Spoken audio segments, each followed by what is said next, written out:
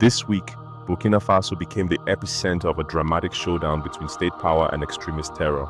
According to reports from national intelligence and eyewitness accounts, over 1,000 armed terrorists, allegedly linked to Al-Qaeda, launched a large-scale assault intended to destabilize the country, while President Ibrahim Traore was attending the Victory Day parade in Russia.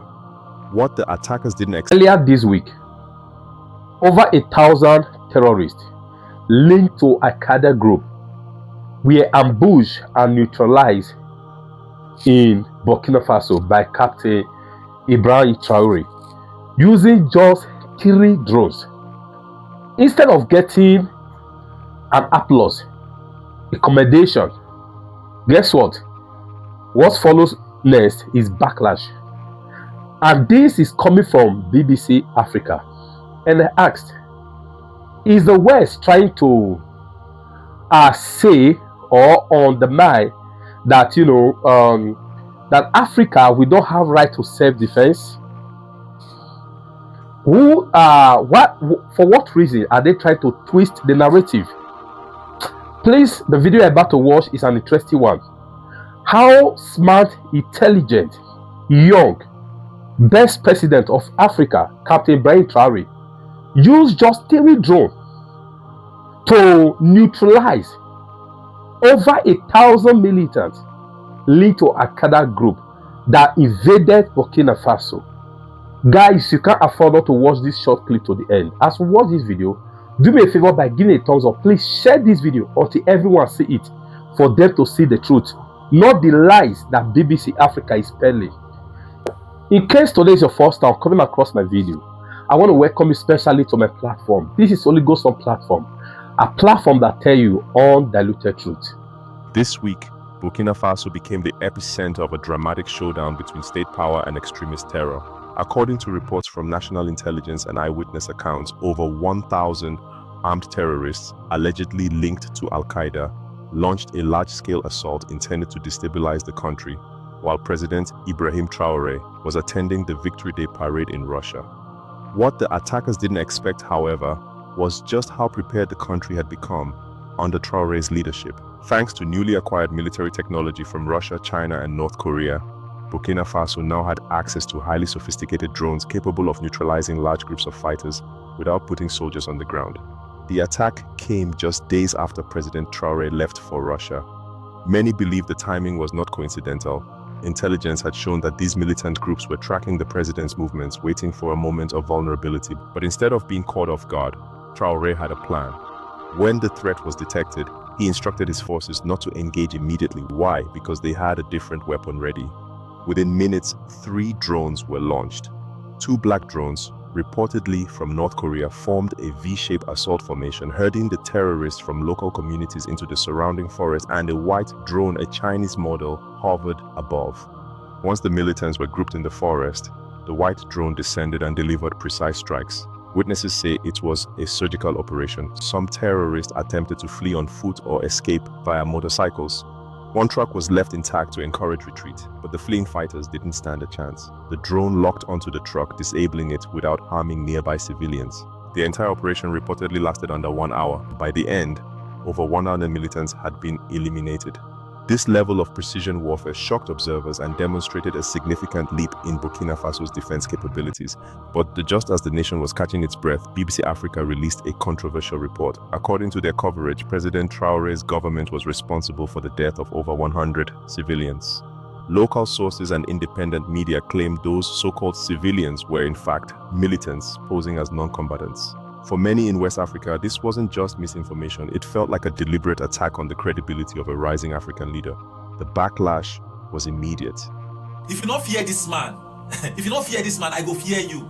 You believe that this man received call from his army that over 1,000 bandits don't enter, terrorists don't enter a country. You understand? The only thing when Baba asked the army when he called her, the army general when he called her, they say, how many of them? The army tell her, say they are over 1,000. The army asked Baba, asked this man, say, should we engage? Baba tell army, say, no, don't worry. God. This man. He said, don't worry. The army shocked, like, how? We should engage because this man, these people, they will finish the entire country if we don't. He said, don't worry. As immediately Baba, they dropped that call like this. Baba use the right hand, collect the second 4, call the Navy. Tell Navy, make them bring 3 drones. This will not be 3 aircraft, war aircraft or stuff like that. 3 drones, not those, normal drone. Now they did a video, they fly drones ahead. 3 drones. One of those drones are from the Chinese drones. That one is white. Then the second ones are the North Korea drones. Those ones, they are black. Immediately, those drones, take this one will tell you. So it not take 1 minute. Technology now, technology. Immediately, those drones fly, come like this, come presidential villa. The Chinese drone to find. You understand? They call her the king of beauty. You understand? The white one. They took that white one far to the sky.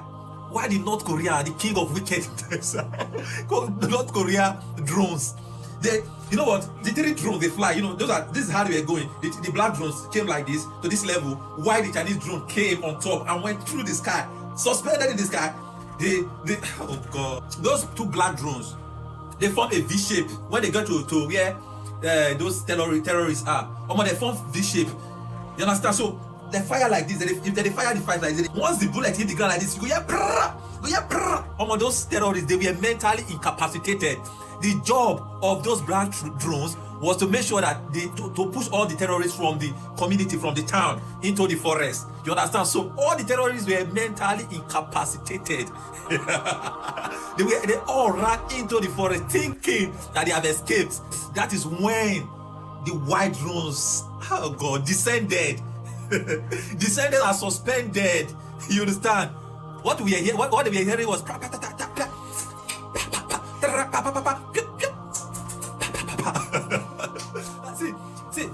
see that white drone was taking those terrorists like he was just taking them like they are beasts. There's no way you can run. There's no way you can. The matter is this old drone. This old drone were controlled by this man at the comfort of his office where he's seated. He's watching everything.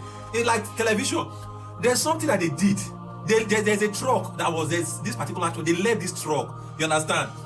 To be escaping while they were kind of like picking up every other ones. You understand? So this particular truck, they left it so that let him just be going. The driver of this truck is mentally insane because he was driving like a mad living dog. But you cannot run above the sky level. You understand? So they left it. So after they have finished every single terrorist, they faced that particular truck. They just went on top. You know what they did? They fired the bonnet. They could have just finished everybody in this thing, but they fired the bonnet of that truck, and everything busted. The man that was driving it came to that terrorist, and he was running. That was when I know that this man is wicked. You know what he did? He first of all shot his leg, they fire a leg, You understand? Baba see they run. You understand? They fire a hand, How can you want to impose democracy by killing millions of people? That's dictatorship. That's not democracy. It can't be imposed.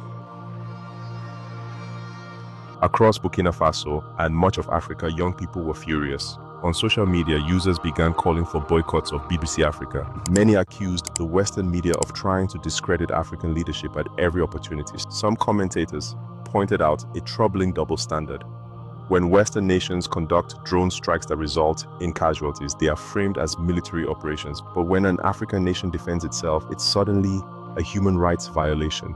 Several African political analysts have suggested that the criticism isn't about human rights at all, it's about control. As more African leaders turn eastward for alliances with Russia, China, and other non-Western powers, media narratives appear to be shifting in ways that delegitimize those moves. The government of Burkina Faso has firmly rejected BBC's claims. In an official statement, they reaffirmed that no civilians were targeted and that the operation was based on credible intelligence and advanced surveillance technology. They also hinted at foreign interference aimed at destabilizing the nation while the president was abroad.